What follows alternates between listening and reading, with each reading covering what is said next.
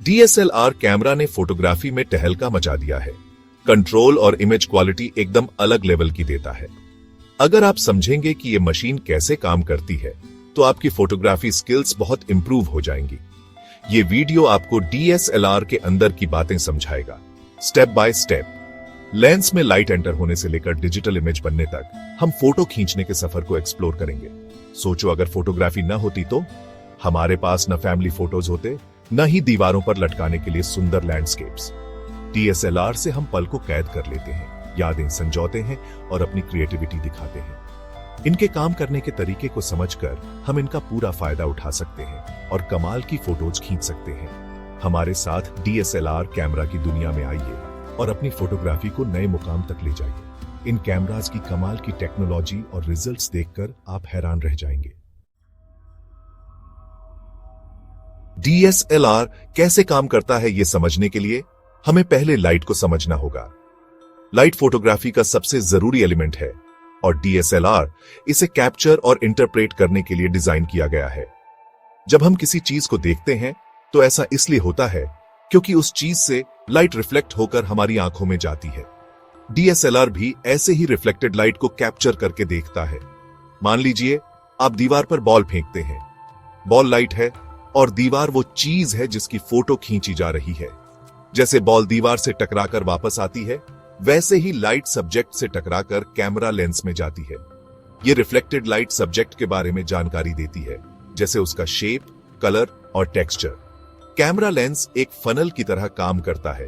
Light rays को collect करके camera के अंदर के पार्ट्स तक पहुंचाता है। ये फनल से पानी डालने जैसा है। फनल पानी इकट्ठा करके बर्तन में डालता है, वैसे ही लेंस लाइट को इकट्ठा करके कैमरा के सेंसर तक पहुंचाता है। लाइट के बिहेवियर को समझना फोटोग्राफी के बेसिक प्रिंसिपल्स और डीएसएलआर के लाइट को इमेज में बदलने के तरीके को समझने के लिए बहुत जरूरी है। लेंस डीएसएलआर की आंख होता है जो लाइट को इकट्ठा करके सेंसर पर फोकस करता है। ये इमेज की शार्पनेस, क्लैरिटी और ओवरऑल क्वालिटी के लिए बहुत जरूरी होता है। लेंस को एक मैग्नीफाइंग ग्लास की तरह समझो। ये सब्जेक्ट को बड़ा या छोटा कर सकता है, ये उसके फोकल लेंथ पर डिपेंड करता है।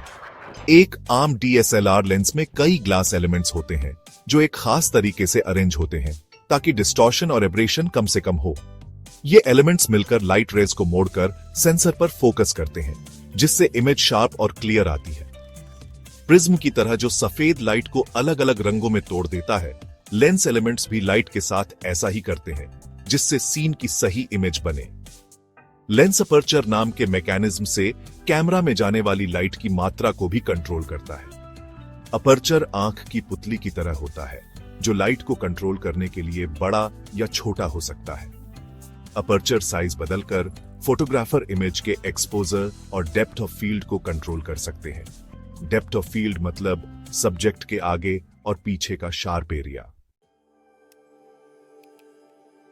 सेक्शन 4 रिफ्लेक्शन का खेल मिरर और प्रिज्म। लेंस से गुजरने के बाद लाइट मिरर और प्रिज्म के सिस्टम से टकराती है, जिससे आप व्यू फाइंडर से देख पाते हैं। यह डीएसएलआर की खासियत है जो इसे दूसरे कैमरा से अलग बनाती है। सबमरीन में इस्तेमाल होने वाले पेरिस्कोप के बारे में सोचो। यह लाइट को मोड़ने के लिए मिरर का इस्तेमाल करता है, जिससे देखने वाला पानी के ऊपर देख सकता है। डीएसएलआर के अंदर लाइट सबसे पहले 45 डिग्री एंगल पर लगे मिरर से टकराती है। यह मिरर लाइट को ऊपर पेंटाप्रिज्म की तरफ रिफ्लेक्ट करता है। पेंटाप्रिज्म एक 5 साइड वाला प्रिज्म होता है जो लाइट को व्यू फाइंडर की तरफ भेजता है। पेंटाप्रिज्म की बनावट की वजह से व्यू फाइंडर में दिखने वाली इमेज सही होती है, उल्टी या टेढ़ी नहीं। रिफ्लेक्शन के इस खेल से आप अपना शॉट सही तरीके से कंपोज कर पाते हैं और वही देख पाते हैं जो लेंस देख रहा है। जब आप शटर बटन दबाते हैं तो मिरर ऊपर उठ जाता है, जिससे व्यू फाइंडर ब्लॉक हो जाता है और लाइट सेंसर तक पहुंच पाती है। अच्छे एक्सपोजर और शार्प इमेज के लिए मिरर के मूवमेंट का सही टाइमिंग बहुत जरूरी है। सेक्शन 5 पल को कैद करना। शटर का रोल। शटर सेंसर और बाहर की दुनिया के बीच एक गेटकीपर की तरह काम करता है। यह कंट्रोल करता है कि लाइट कितनी देर तक सेंसर तक पहुंचेगी। इसे एक पर्दे की तरह समझो जो जल्दी से खुलता और बंद होता है, और यह तय करता है कि सेंसर कितनी देर तक लाइट के संपर्क में रहेगा।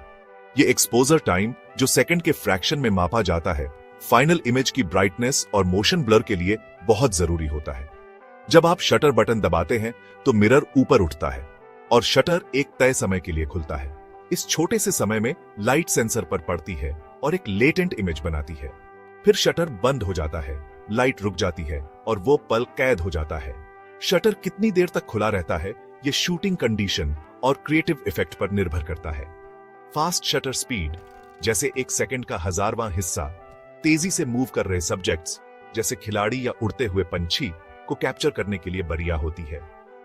स्लो शटर स्पीड, जैसे एक सेकंड का 30वां हिस्सा या उससे ज्यादा, मोशन ब्लर बनाने के लिए इस्तेमाल की जा सकती है, जिससे इमेज में मूवमेंट का एहसास आता है।